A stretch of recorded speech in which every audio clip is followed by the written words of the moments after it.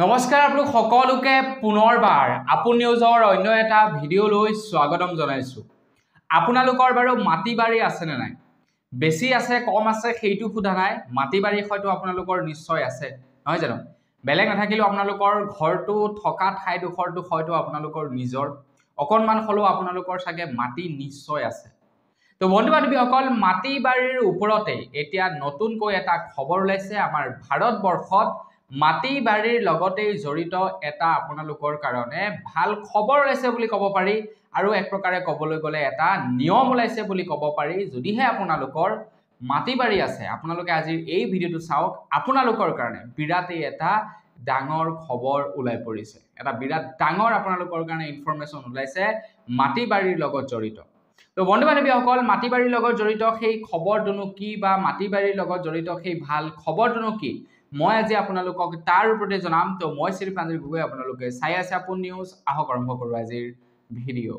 আজিৰ ভিডিঅ'টো আৰম্ভ কৰাৰ আগতে লাইক এটা কৰিবলৈ নাপাহৰিব। চেনেল যদি ছাবস্ক্ৰাইব কৰা নাই তেন্তে চেনেলটো ছাবস্ক্ৰাইব কৰিব।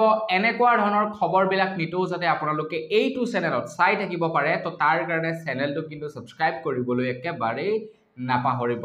আজি আপোনালোকৰ কাৰণে বিৰাটেই এটা প্ৰয়োজনীয় খবৰ লৈ আহিছোঁ। আমাৰ কেন্দ্ৰ চৰকাৰৰ ফালৰ পৰা খুব শীঘ্ৰেই মাটি বাৰীক লৈ এটা নতুন সিদ্ধান্ত লোৱাৰ কথা কৈছে।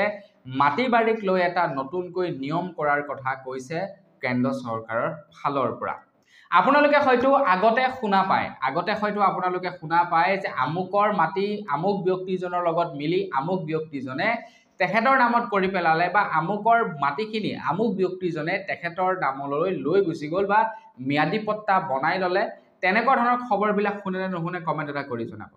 আগতে কি হৈ যায়, যাৰ নেকি অকণমান চিনা পৰিচয় বেছি, যাৰ নেকি টকা পইচা অকণমান বেছিকৈ থাকে, সিহঁতে কি কৰে, দুখীয়া শ্ৰেণীৰ মানুহবিলাকক 2-এটকা পইচা লালসা দি তেওঁলোকে মাটি বাৰীসমূহ নিজৰ নামত কৰি পেলায়। বা কিছুমান এনেকুৱাও মানুহ থাকে যিবিলাকে নেকি সমস্ত মাটি বাৰী নিজৰ নামত কৰি পেলাব বিচাৰে, আপোনাৰ ওপৰৰ মানুহবিলাকক হাত দি, মানে ওপৰৰ মানুহবিলাকৰ লগ লাগি তেওঁলোকে নিজৰ বেলেগৰ মাটিখিনি নিজৰ নামত কৰিব বিচাৰে। এনেকুৱা মানুহ আছে, বৰ্তমানেও আছে আৰু আগতেও আছিলে, আৰু তেওঁলোকক সহায় কৰে লাটমণ্ডলসকলে, হয়নে নহয় বাৰু?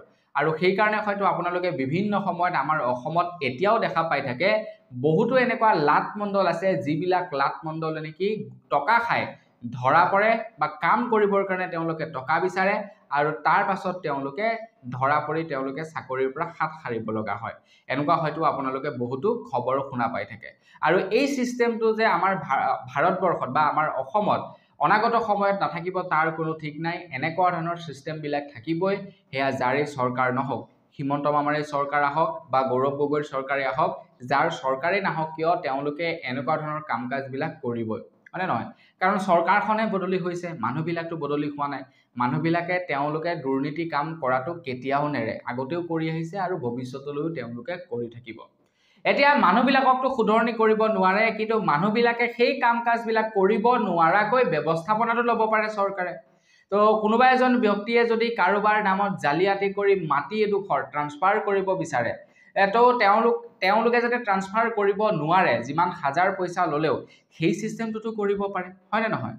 তো তেওঁলোকক যেনিবা ৰুধিব নোৱাৰে, কাৰণ গোটেই অসমত বা গোটেই ভাৰতবৰ্ষত তেনেকুৱা 2 নম্বৰী মানুহ কিমান আছে, চৰকাৰে কিমান বিচাৰি উলিয়াব? সকলোকেতো আৰু জেলত নি ভৰাবগৈ নোৱাৰে, সকলোকেতো বিচাৰি উলিয়াব নোৱাৰে। তো তেওঁলোকে থকা মানে দুৰ্নীতি কামবিলাক চলিয়ে থাকিব। কিন্তু তেওঁলোকে যিটো মাধ্যমৰ জৰিয়তে দুৰ্নীতি কাম কাজবিলাক কৰে, তো সেই মাধ্যমটোতো বন্ধ কৰিব পাৰিব অসম চৰকাৰে বা কেন্দ্ৰ চৰকাৰে।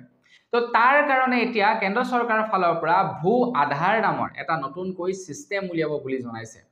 এতিয়া আপোনাৰ আধাৰ কাৰ্ডখনৰ যদি কথা কওঁ, আপোনাৰ আধাৰ কাৰ্ডখন আপুনি জীৱনত কেৱল এবাৰেই বনাব পাৰিব, বা আপোনাৰ ফিংগাৰপ্ৰিণ্ট দি কেৱল আপোনালোকে নিজেহে আধাৰ কাৰ্ড বনাব পাৰিব, বেলেগে আধাৰ কাৰ্ড বনাব নোৱাৰে।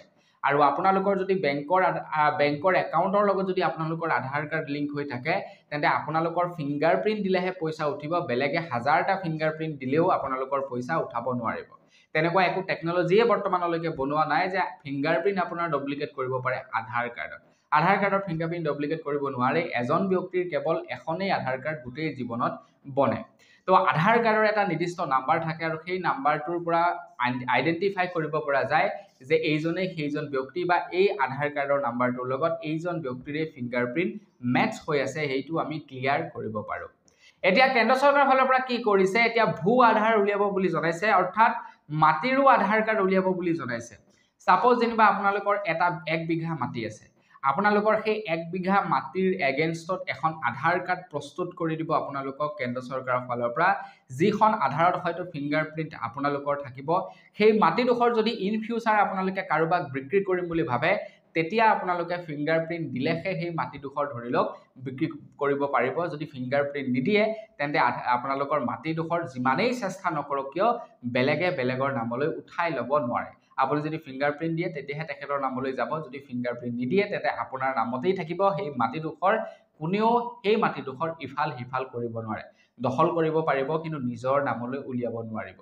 তো বন্ধু বান্ধৱীসকল ইয়াকেই কৈছে ভূ আধাৰ আৰু ইয়াৰ ফলত এই যে 2 নম্বৰ বিলাক হৈ থাকে দুখীয়া দৰিদ্ৰ মানুহবিলাকক যে একাংশ ধনী মানুহবিলাকে লুণ্ঠন কৰি থাকে সেই ব্যৱস্থাটো সম্পূৰ্ণৰূপে ভাৰতবৰ্ষত নাইকিয়া হ'ব তো বন্ধু বান্ধৱীসকল এই সিস্টেমটো কৰাৰ কাৰণে আপুনি বাৰু ভাল পাইছে নে বেয়া পাইছে মোক কমেন্ট এটা কৰি জনাবচোন যদি আপোনালোকে এই সিস্টেমটো কৰাৰ কাৰণে ভাল পাইছে তেন্তে লাইক এটা কৰিব চেনেল যদি তেলকে সাবস্ক্ৰাইব কৰা নাই তেন্তে চেনেলটো সাবস্ক্ৰাইব কৰিব এনেকুৱা ধৰণৰ খবৰবিলাক নিটো পাই থাকিবৰ কাৰণে তো আজিৰ ভিডিও জনাবলৈকে সৰু এটা খবৰ ইমানে আছিল খবৰ কেইটা জানি কেনেকুৱা লাগিলে কমেন্ট কৰি জনাব যদি ভাল লাগিলে লাইক এটা কৰিব চেনেল যদি সাবস্ক্ৰাইব কৰা সাবস্ক্ৰাইব কৰি ল'ব পুনৰ এটা ভিডিও লগ পোৱাৰ খাতিৰ বিদায় মাগিছো ধন্যবাদ জয়